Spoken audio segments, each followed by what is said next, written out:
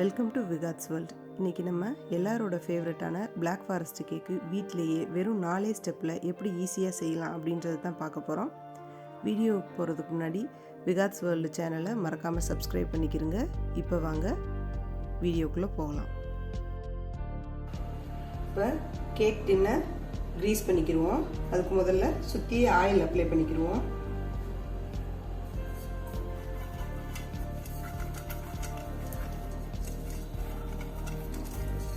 நீங்கள் பட்டர் வேணாலும் அப்ளை பண்ணலாம்.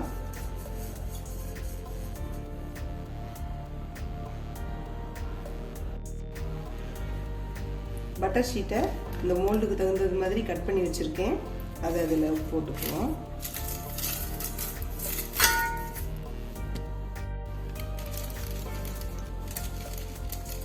சைட்லேயும் இந்த மாதிரி வச்சுக்கிட்டோம்னா நம்மளுக்கு கேக்கு ஒட்டாமல் ஈஸியாக வந்துடும். உள்ளேயும் கொஞ்சம் பட்டர் ஷீட் மேலேயும் ஆயில் அப்ளை பண்ணிக்கிறோம். ஒரு ட்ரையான பவுலில் 3/4 கப்பு மைதா எடுத்திருக்கேன். அதை சேர்த்துக்கிடுவோம். Cocoa powder 1/4 cup. பிளாக் ஃபாரஸ்ட்டுக்கு டார்க் கலர் கொக்கோ பவுடர் போட்டால் தான் அந்த கேக்கோட கலர் தெரியும். இப்போ உங்களுக்கு இந்த டிஃப்ரென்ஸை காட்டுறேன் பாருங்க. இது லைட் கலரு, அது டார்க் கொக்கோ பவுடர். அதனால டார்க்கே யூஸ் பண்ணிக்கிறங்க. 1 teaspoon baking powder, 1/2 teaspoon baking soda. இதை நல்லா 3 தடவை சலிச்சுக்கிடுவோம்.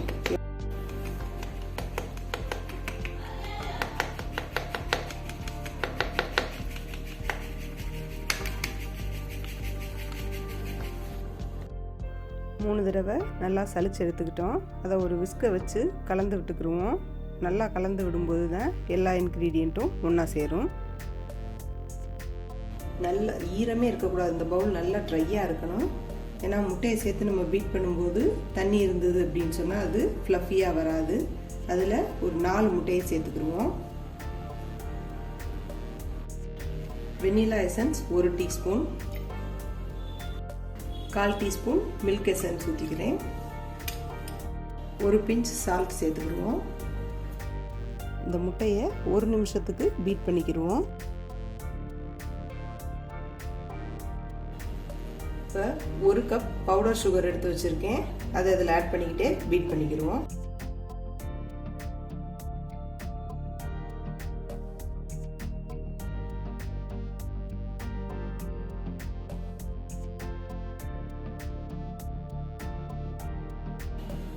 இப்போ ஒரு 3 நிமிஷத்துக்கு பீட் பண்ணியிருக்கோம். நம்மளுக்கு இந்த க்ரீமி கன்சிஸ்டன்சி வந்துருச்சு. ஸ்டிஃபிக் வர்ற வரைக்கும் அடிச்சிடாதீங்க. இந்த கன்சிஸ்டன்சிலே ஸ்டாப் பண்ணிவிட்டு இதில் இப்போ ஆயில் சேர்த்துக்கிடுவோம். 1/4 கப்பு சன்ஃப்ளவர் ஆயில் எடுத்திருக்கேன். ஆயில் சேர்த்ததுக்கப்புறம் ஸ்லோ ஸ்பீடில் வச்சு ஆயில் மிக்ஸ் ஆகுற அளவுக்கு மட்டும் அடித்தா போதும். ஓவராக பீட் பண்ணக்கூடாது. ஆயில் சேர்த்ததுக்கப்புறம்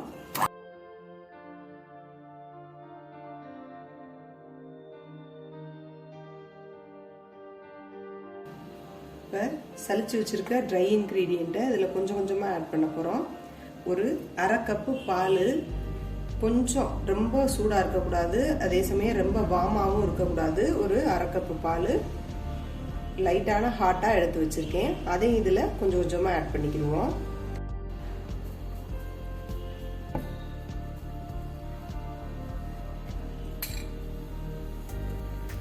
விஸ்க் வச்சு லைட்டாக மிக்ஸ் பண்ணிக்கிறோங்க. ரொம்ப ஓவர் மிக்ஸ் பண்ணிட்டோம்னா கேக் வந்து ரைஸ் ஆகாது.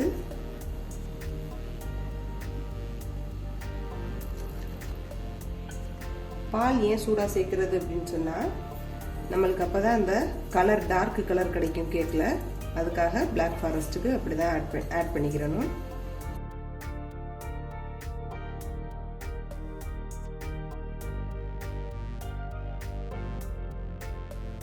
இப்போ ஸ்பேச்சுலா வச்சு ஓரத்தெல்லாம் ஸ்க்ரேப் பண்ணி விட்டுக்குறோம்.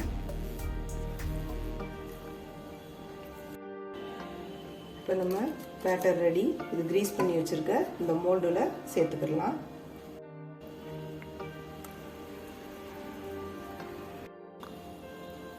இப்போ இந்த மாதிரி ஒரு 2-3 டைம்ஸ் வந்து டேப் பண்ணிக்கிடுவோம். அப்போ தான் அதில் உள்ள ஏர் பபிள்ஸ் போய் கேக் நல்லா ரைஸ் ஆகும். இந்த மாதிரி ஒரு ஷார்ப் டூலை விட்டு இப்படி செஞ்சுக்கணும். 180 டிகிரிக்கு ஏற்கனவே 10 நிமிஷத்துக்கு ப்ரீ ஹீட் பண்ண ஓவனில் இப்போ இதை பேக் பண்ணிக்கிடுவோம். 35 to 40 மினிட்ஸ்க்கு பேக் பண்ணி எடுத்துக்கலாம். இப்போ நம்ம விப்பிங் க்ரீம் பீட் பண்ணுறதுக்கு முன்னாடி ஒரு பவுலில் ஐஸ் எடுத்து வச்சுருக்கேன். நார்மலாக நீங்கள் வந்து இந்த ஸ்டெப்பு பண்ணினீங்கன்னா ஈஸியாக பண்ணிக்கலாம். அப்படி இல்லை அப்படின்னா நம்ம எந்த பவுலில் வந்து பீட் பண்ண போகிறோமோ அதை வந்து ஃப்ரீசரில் வச்சு சில் பண்ணிக்கிறணும். அதே மாதிரி இந்த பீட்டரில் உள்ள விஸ்கையும் ஃப்ரீசரில் வச்சு எடுத்துக்கிறணும். ஆனால் நீங்கள் வந்து இந்த பவுலில் இந்த மாதிரி ஐஸை வச்சு அது மேலே இந்த பவுலை வச்சுக்கிட்டீங்க அப்படின்னா நீங்கள் இந்த ஸ்டெப்பை ஸ்கிப் பண்ணிக்கிடலாம். இப்போ நம்ம விப்பிங் க்ரீம் பவுட்ரு தான் நான் எடுத்திருக்கேன். இது வந்து 100 கிராம்ஸ் இருக்குது. உங்கள்கிட்ட விப்பிங் க்ரீம் இருக்குது அப்படின்னு சொன்னால் நீங்கள் அதில் வந்து 1 கப் எடுத்துக்கிறீங்க.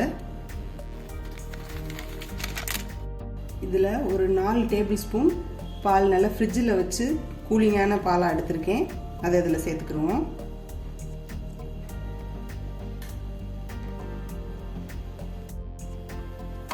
இதை இப்போ இந்த பீட்டரை வச்சு ஆன் பண்ணாமல் மிக்ஸ் பண்ணி மட்டும் விட்டுக்குருவோம்.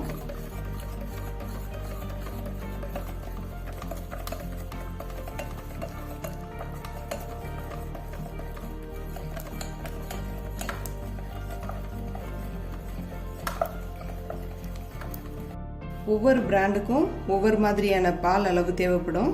அதனால இந்த மாதிரி கன்சிஸ்டன்சியை மட்டும் பார்த்துக்கிறோங்க. இந்த அளவுக்கு வந்ததுக்கப்புறம் நம்ம பீட் பண்ண ஆரம்பிச்சுக்கலாம். ஸ்டிஃப் பீக் வந்துருச்சு. இந்த இப்படி தான் இருக்கும். இப்போ வந்து நம்ம இதை டெஸ்ட் பண்ணுறதுக்கு பவுலில் சைடில் உள்ளதை டிஸ்கிரைப் க்ரீம் வந்து விழுகாமல் இருக்கணும். ஸ்டிஃப் பீக் வர்ற வரைக்கும் பீட் பண்ணிக்கிடுவோம்.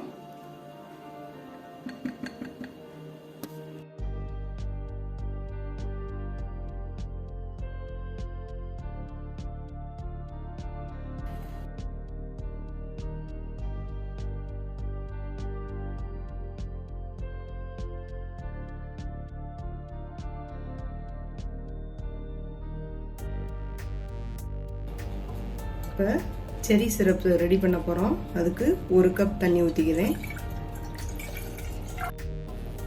இப்போ செரிஸை சின்ன சின்ன பீசஸாக கட் பண்ணி வச்சுருக்கேன் 1 கப்பு. நீங்கள் வந்து அப்படி செரி இல்லை அப்படின்னு சொன்னால் வெறும் சுகர் சிரப் கூட சேர்க்கலாம். இப்போ செரியை வந்து இதில் ஆட் பண்ணிக்கிடுவோம்.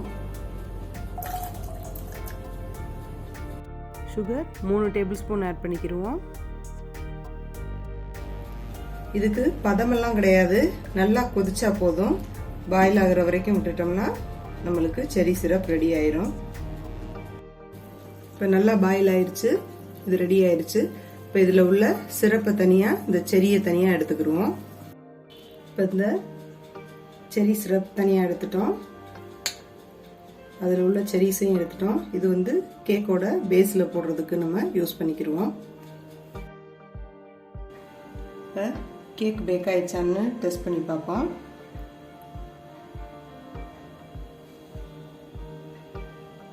க்ளீனாக வந்துருச்சு. நம்ம கேக்கு ரெடி ஆயிடுச்சு. இது நல்லா ஆறட்டும். ஆறினதுக்கப்புறம் டீமோல்டு பண்ணிக்கலாம். இப்போ கேக்கை டீமோல்டு பண்ணிக்கலாம்.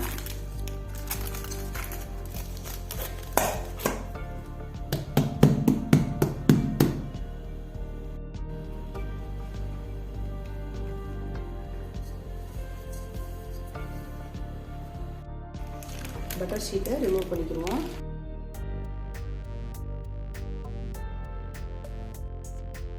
இப்போ நம்மளுக்கு எவ்வளோ சாஃப்டான கேக் ரெடியாக இருக்குன்னு பாருங்கள்.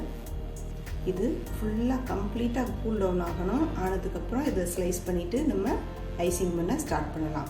சூடாக இருக்கும்போதே ஐசிங் பண்ணக்கூடாது, அது மெல்ட் ஆயிரும். இப்போ நம்மளுக்கு 1 லேயர் கட் பண்ணியிருக்கேன். இது மாதிரியே இன்னும் ஒரு 2 லேயர் கட் பண்ணி காமிக்கிறேன்.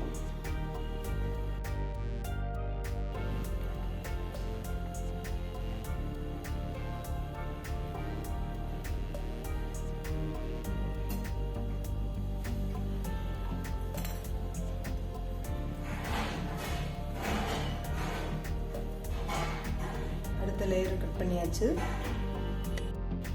இப்போ இந்த அன்ஈவனாக இருக்கிற மேல் பகுதியை சும்மா லைட்டாக அந்த க்ரீம் அப்ளை பண்ணுறதுக்காக கட் பண்ணி எடுத்துக்கிறோம்.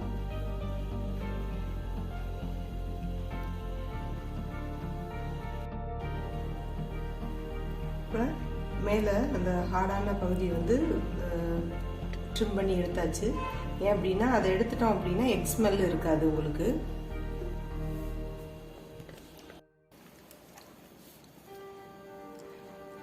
நம்ம பீட் பண்ணி வச்சுருந்த விப்பிங் க்ரீமை நான் வந்து ஒரு பைப்பிங் பேக்கில் போட்டு சும்மா இது ஒரு நாசில் போட்டிருக்கேன். இது வந்து ஓப்பன் நாசில் தான், டிசைன் வேண்டாம். இந்த மாதிரி கிளிப்பு போட்டு பேக் பண்ணியிருக்கேன். ஆனால் நீங்கள் வந்து உங்களுக்கு இதை வந்து சும்மாவே சுற்றி கூட வச்சுக்கிறலாம். இப்போ ஸ்டார்ட் பண்ணலாம். இப்போ கொஞ்சமாக இந்த டர்ன் டேபிளில் இந்த ஐசிங்கை வச்சுக்கிறோம் ஸ்டிஃபாக நிற்கிறதுக்காக. இப்போ இதில் நான் ஒரு பட்டர் பேப்பர் எடுத்து டர்ன் டேபிள் அளவுக்கு கட் பண்ணி வச்சுருக்கேன். அதை இதில் ப்ளேஸ் பண்ணிக்கிடுவோம். எதுக்காக அதில் வந்து க்ரீம் அப்ளை பண்ணுறோம், விப்பிங் க்ரீம் அப்படின்னு சொன்னால் இந்த பேப்பர் வந்து மூவ் ஆகாமல் இருக்கிறதுக்காக. பட்டர் பேப்பர் மேலேயும் கொஞ்சம் இந்த இதை அப்ளை பண்ணிக்கிடுவோம். இந்த பேஸ் வந்து விப்பிங் க்ரீம்லேருந்து மூவ் ஆகாது.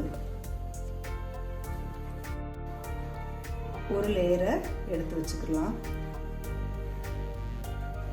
நம்ம ரெடி பண்ணி வச்சுருந்த செரி சிரப்பை இதில் அப்ளை பண்ணிக்கிறோம்.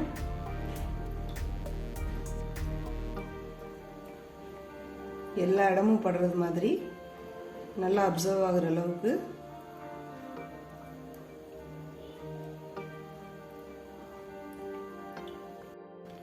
இப்போ இது மேலே விப்பிங் க்ரீமை ஒரு கோட்டிங் கொடுத்துக்கலாம்.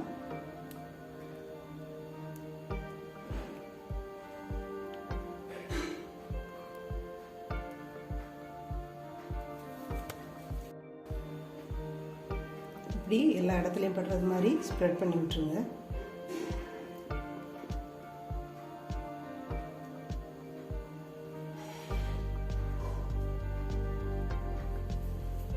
இப்போ இதில் நம்ம எடுத்து வச்சிருக்க செரிஸை கொஞ்சம் போட்டுக்கலாம்.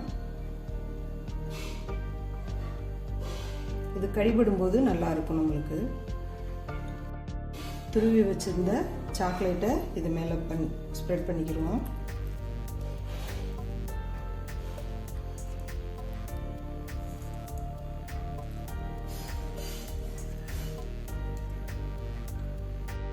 இப்போ அடுத்த லேயரையும் அதே மாதிரி பண்ணிக்கிறோம்.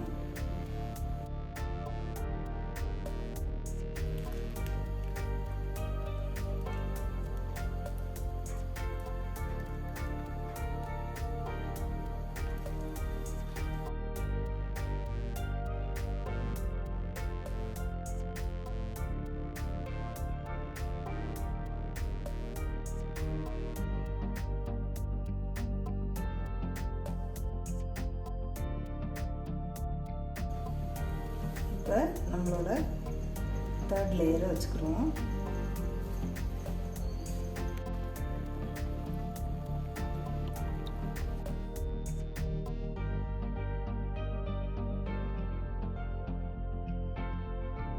இது க்ரம் கோட்டிங் தான்.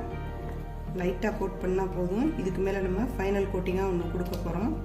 அதனால் ஜஸ்ட்டு எல்லா இடமும் கவர் ஆயிடுச்சா அப்படின்றது மட்டும் பார்த்து க்ரீம் அப்ளை பண்ணால் போதும். அதுக்கப்புறம் ஒரு 10 நிமிஷம் ஃப்ரிட்ஜில் வச்சுருந்து எடுத்து அதுக்கப்புறம் தான் நம்ம ஐசிங் பண்ண ஸ்டார்ட் பண்ணணும்.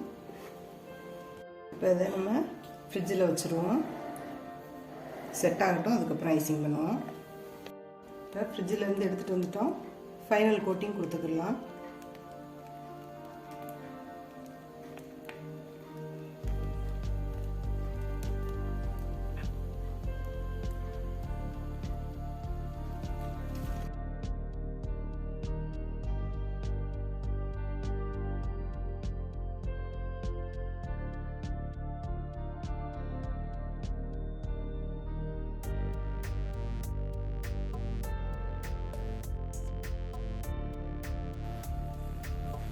இப்போ ஃபுல்லாக கோட்டிங் கொடுத்தாச்சு. இது வந்து ரொம்ப ஸ்மூத் ஃபினிஷ் தேவையில்லை. ஏன்னா சுற்றியுமே நம்ம சாக்லேட் கோட்டிங் கொடுக்க போகிறோம். மேலேயும் அதே மாதிரி டிசைன் போட போகிறோம். அதனால் ரஃபாக வந்து கோட் பண்ணிக்கிட்டால் மட்டும் போதும். இப்போ நம்ம எடுத்து வச்சுருக்க துருவி வச்சுருக்க சாக்லேட்டை சைடில் அப்ளை பண்ணிக்கிடுவோம்.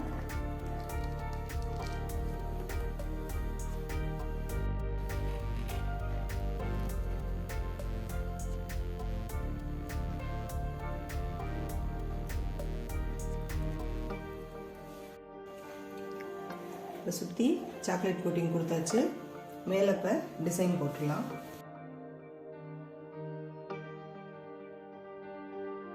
இப்போ கேக்கை டெக்கரேட் பண்ணுறதுக்காக அதுக்கு மேலே செரிஸ் வைப்போம்.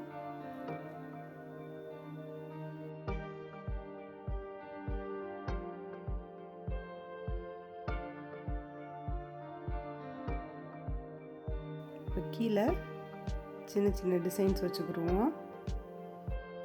இப்போ கீழே டிசைன் வச்சு முடிச்சிட்டோம். மேலே வந்து சாக்லேட்டை துருவி வச்சுருக்கோம், டார்க் சாக்லேட்டு, அதை ஸ்ப்ரெட் பண்ணிக்கிடுவோம். நீங்கள் இந்த இடத்துல நேம் எழுதுறதுனாலும் எழுதிக்கிடலாம்.